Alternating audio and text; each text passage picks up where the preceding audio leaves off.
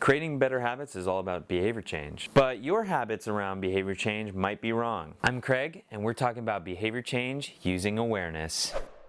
Okay, so let's say that I have a bad habit that I want to change. Let's say I'm picking my nose. If I catch myself picking my nose, the usual response is going to be, damn it. So we associate a negative feeling around that behavior. The problem is when you catch yourself doing that negative habit, you associate it with a negative emotion and you feel bad about it. Now, the problem with this is if you're trying to change the habit, you need to build awareness of when you're actually doing it. And it turns out that that negative emotion is actually really bad for us to learn to change our behaviors. In 1954, psychologists posited what's called the Avoidance Hypothesis, describing that when you punish an action with a negative emotion, that action isn't affected in a vacuum. Stating, quote, the stimuli which come immediately before the punish response are paired by the response itself with the ensuing punishment. By virtue of this pairing, they gain an aversive property in their own right. Any form of behavior which is incompatible with some member of the chain and delays completion of the sequence will be reinforced and thereby conditioned and maintained by the corresponding elimination or transformation of these conditioned or secondary stimuli.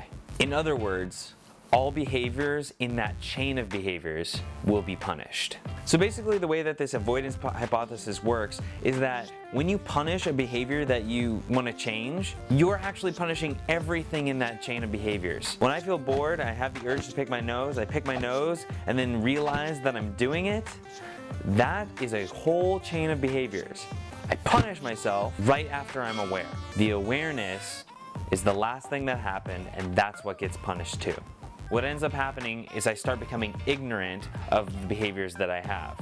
I stop being aware of those habits that I'm trying to change. When you're becoming aware of your habits, it's called self-monitoring. And over the years, there have been quite a few studies around behavior change using self-monitoring. One of the easiest behavior changes that people can identify with is losing weight. A lot of these studies were around losing weight. For instance, a 1973 study was done on obese adults. They were randomly assigned into groups for weight loss intervention. One of the groups rewarded healthy behaviors, another group punished unhealthy behaviors. A third group did both. Fourth group just monitored without a response, and the fifth group was just given information as a control. The results showed that the groups who rewarded themselves had a higher retention of those healthy behaviors. So this study actually showed that the people who were rewarding themselves for their behaviors became more self-monitoring and able to change their behaviors through awareness. So here's my simple tip. When you want to try to change a behavior or a habit, like eating healthier, exercising more, being disciplined in your work, and you find yourself doing the opposite of what you want, don't punish yourself. Reward your awareness. What do I mean by that? You can give yourself a pat on the back. Treat yourself.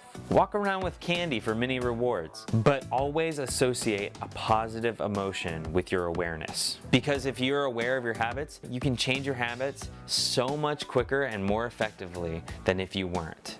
Alright, that's what I got for you today. If you like this video and you're ready to start changing your habits, give me a thumbs up and subscribe by clicking right here. You can also click right here to watch my previous video on mastery goals for ultimate motivation, or click right here to watch a previous video. You can connect by talking about your goals in the comments, and there's more information on this subject in the article in the description. Alright, thanks for watching.